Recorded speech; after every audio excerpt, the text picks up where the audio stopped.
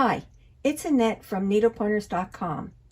I enjoy making and gifting cloth books to babies and toddlers. One of my favorite is to use the Cut and Sew ABC XYZ book panel from Moda Fabrics. This soft and interactive book is illustrations of animal drawings for each letter of the alphabet, along with interactive flaps. I must admit, when I first unfolded the panel, I was confused. It had so many pieces, but after carefully reading the directions a couple of times, I understood what to do. Today, I would like to share some tips and things I learned while sewing this cloth book. If you want to make one or more of this project and want to purchase the panel, please click the link in the description section of the video to go to our web page for this project. Keep watching this video to learn more about it. To make the cloth book, you'll need the soft book panel, fusible fleece, medium weight, single-sided fusible interfacing, sewing machine, thread, pins, fabric scissor, rotary cutter, quilter's ruler and mat, turning tool, and iron.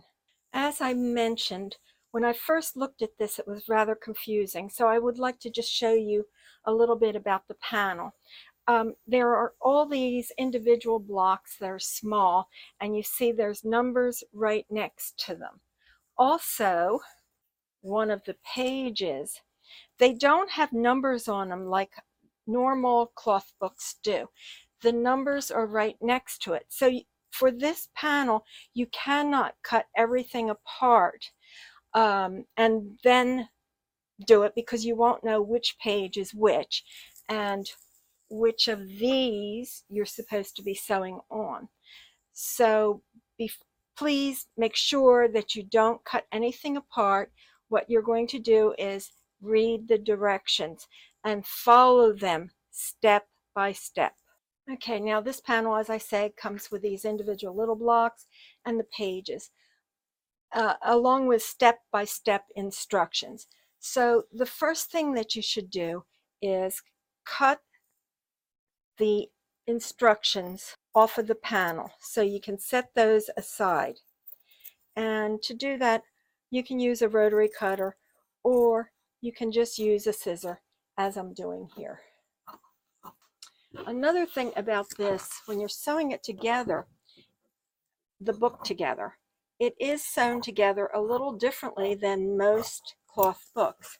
So that's another little thing. As we're going along, I will give you some instructions, and I'll also give you some tips on how to sew the book together. So stay with us and follow along. The instructions begin by telling you to cut out the cover, which is number 1. So that's what I am going to do. What you're going to be doing is cutting out this cover. You're going to be fusing some fusible fleece to it and then attaching the handles. So let me begin by cutting this one out and fusing some fleece to it. And as you can see, I'm using a rotary cutter and my ruler, and I'm just cutting on the lines that are provided. Okay, so I'm going to cut this out. I'm going to fuse it with fusible fleece. I'm going to cut out the handles, and then I'm going to show you how I sew the handles. I don't like the way that they sew them. I put the fusible fleece on the cover page, and it also told me to put the one-sided fusible interfacing onto the handles, which I've already done. Now, the next thing that it tells you to do is to turn these under 1/4 of an inch on both sides, and then you're going to fold it in half and then stitch it. I don't like to do that. What I am going to do is I'm going to take it, fold it in half, stitch it 1/4 of an inch along the long edge and then turn it right side out. It's much, much simpler. As you can see, I've turned the first one. I've also ironed it. What I use is this turning tool. It goes very quickly. It's easy to do. All you do is you simply put the tube in there, then you insert it's like a stick or a dowel in there, and then you push and it comes out the other end. We do have a video just on how to do that, so we'll have a link to it for you. And now what I'm going to be doing is I'll iron this one nice and flat, and then what the instructions tell you to stitch about 1/8 of an inch from each side of the handle along the long sides.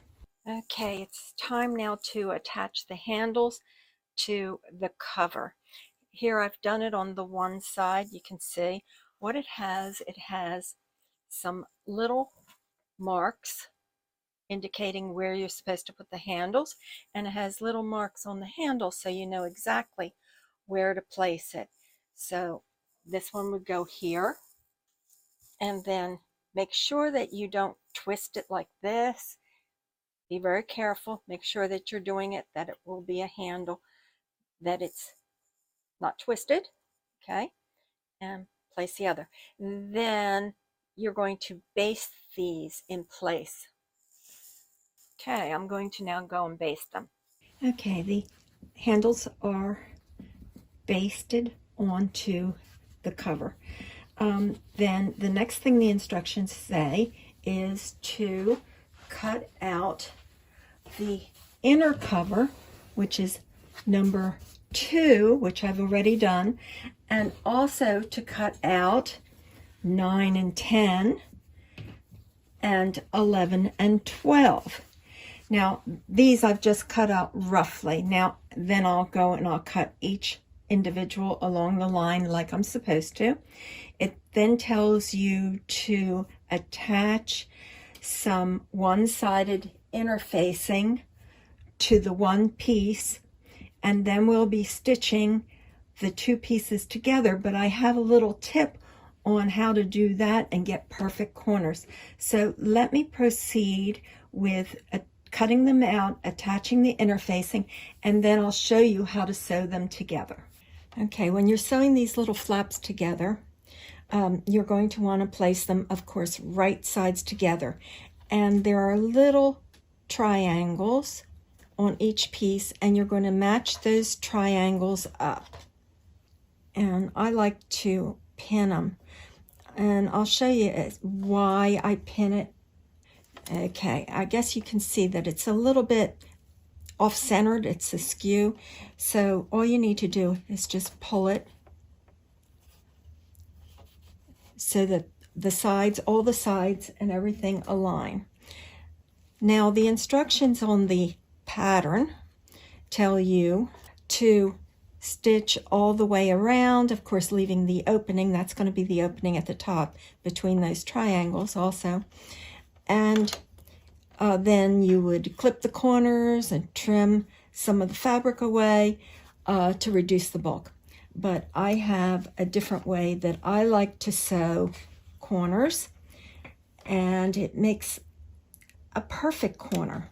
Okay, the first thing you do is I'm going to back stitch and then stitch forward completely off to the end of the fabric. Okay, I'm going to remove it from the sewing machine. Right on the stitching line, you're going to turn that under. I hope you can see it. There is the stitching line. And now we're going to stitch starting at the end and stitch all the way to the other end.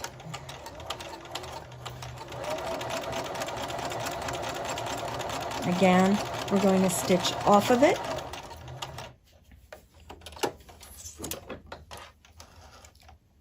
Remove the from the sewing machine, turn this again down right where the stitching line is, and sew the next side.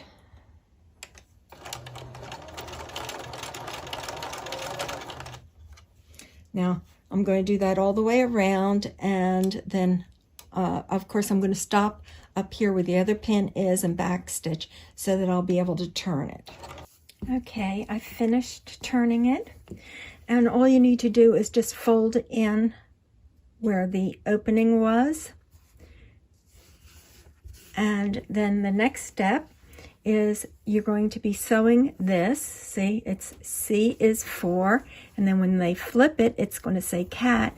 There's a little dotted line along here, and so that's where it's going to be sewn right onto there using a 1/4 inch, or I would say 1/8 of an inch seam allowance along the top there. And the Z is for zebra will be sewn on this side, like so. Okay, definitely you need to do only about 1/8 of an inch from the edge because you do want to close up that opening. And so the little flaps are on. Now the next step, of course, would be you take the cover page, and with the right sides together, you're going to sew these 2 pages together. And again, I use that same technique to do the corners as I did on the little flaps. So I'm going to sew that together, and then I'll show you what it looks like, the end result of the cover and the inner page.